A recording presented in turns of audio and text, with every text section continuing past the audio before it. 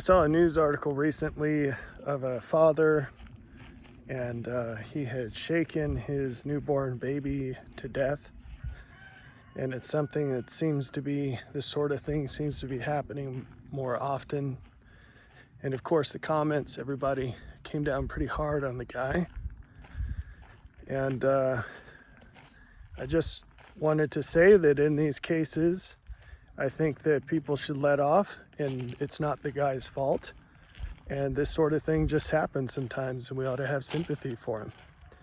I'm just kidding. Those sorts of things do happen.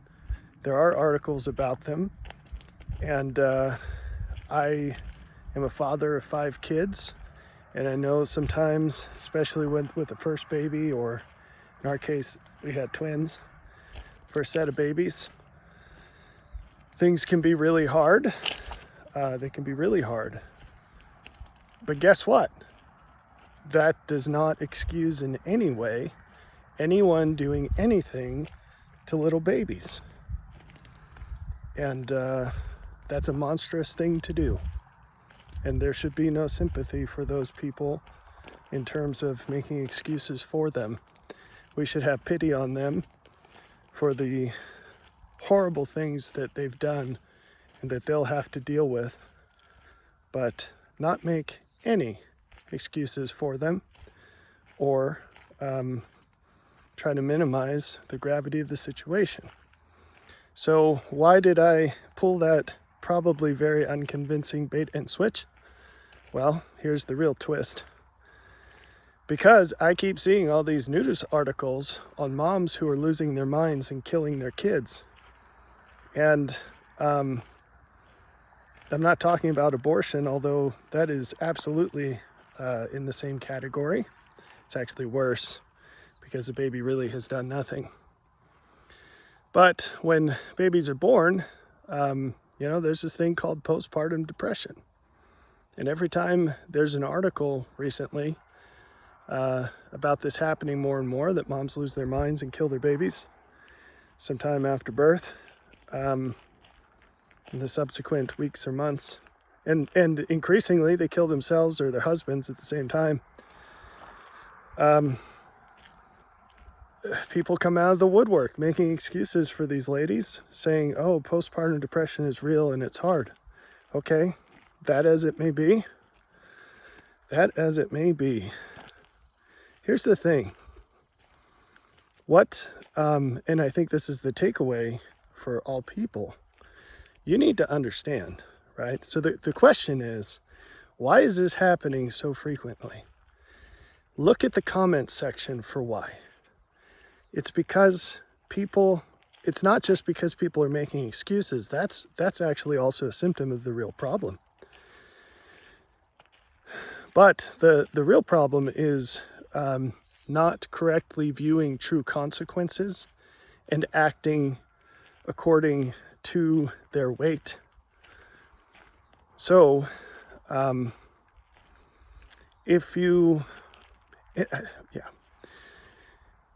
we need to understand and remember and always live according to the fact that every decision you ever make is a chain. It's a link in an infinite chain that extends way back to before we can see, and it goes way forward, way beyond what we can see. And that's why this is happening. So, I'm trying to, like skipping a rock across water. I'm trying to stay out of the deep stuff here and just focus on a brief point. I really don't have the time to go deeper right now. And also I think there's a massive takeaway that doesn't necessitate it.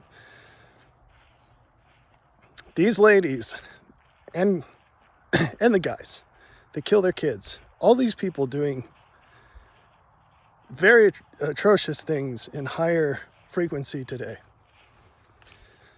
It didn't start with that thing. It didn't start with the thing before that thing. These things do not come out of nowhere. It's a chain of decisions. The problem is, it requires wisdom and discernment to see the first few steps on the path and to marshal the appropriate intensity and necessary intensity to head these things off and change direction. So how does it change? It changes when people realize this is actually just the consequence of doing less than the best you know on a regular basis. You see, there's no such thing as a little lie.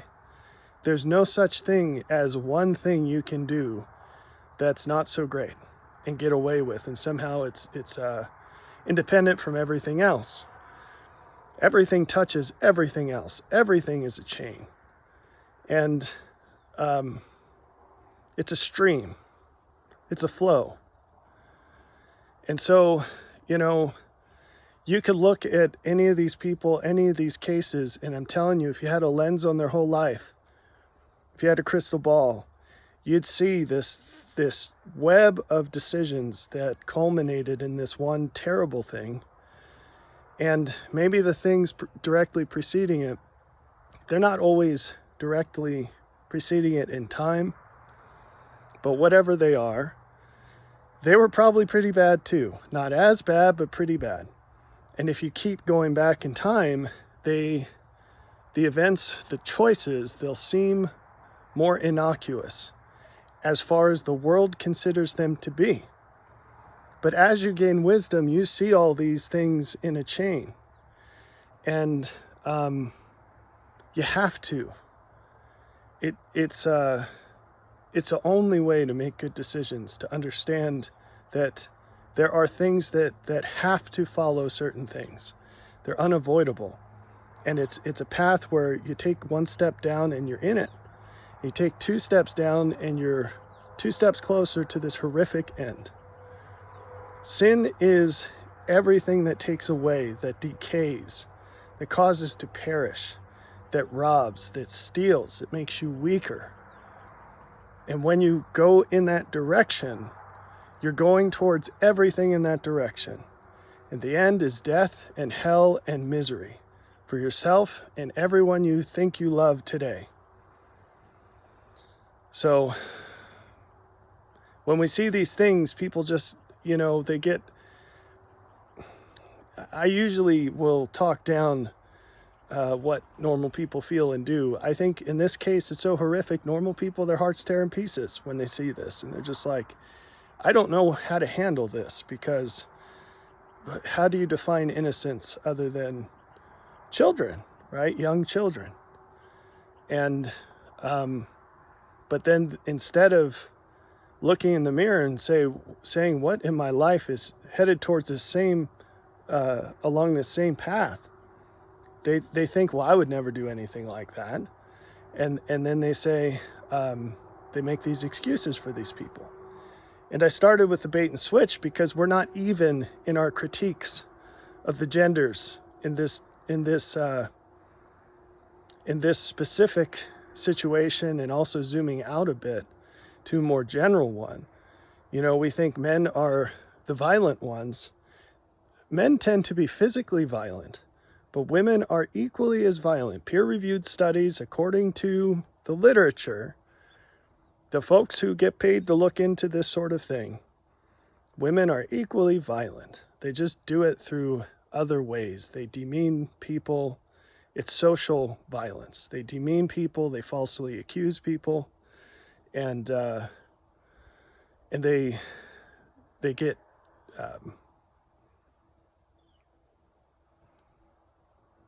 it's reputation destruction is what it is. It's gossip, false accusations, and all that jazz.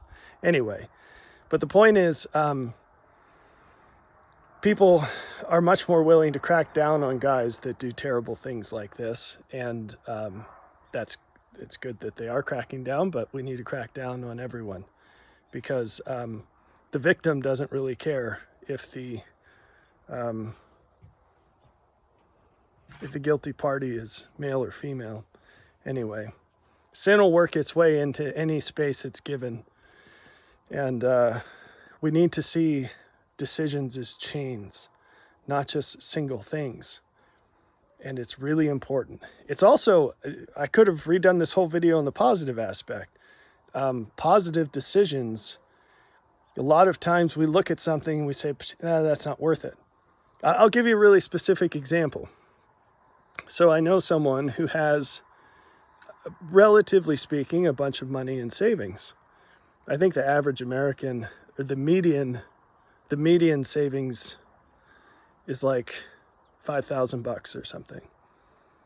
But a whole lot of Americans have nothing in savings, or just a couple $100. Anyway, so this person's sitting on quite a bit relative to $5,000, but is new to the whole investment, try to make something with your money idea. And so I said, hey, you got this money sitting around, why don't you throw it into T-bills? It's like 5.2% or something interest right now. And if you, because they don't really know what's coming as far as expenses and everything. And I said, if you just do 4-week T-bills, you don't really have much to lose. And then you can at least get 5.2% interest. If something comes up, odds are it can wait 4 weeks, right? In this person's situation. And he said, yeah, but that's not that much money, because he did 5.2% over 12, which is how many 4-week periods are in a year, so you could annualize it. And he was thinking about exactly how much money, I mean, I said annualize, bring it down to monthly level, and to calculate exactly how much money would come out of that 4-week spin. And he's like, that's not worth it. And I thought, ugh, look ahead, man. If you acted like this in a bunch of different ways, the culmination of it over time is going to be exponentially better than what you're thinking right now. So things go down and things go up exponentially. It turns out most of the time that's kind of how it tends to go. And so, well, I think things go down exponentially of their own accord. That's the natural gravitational pull.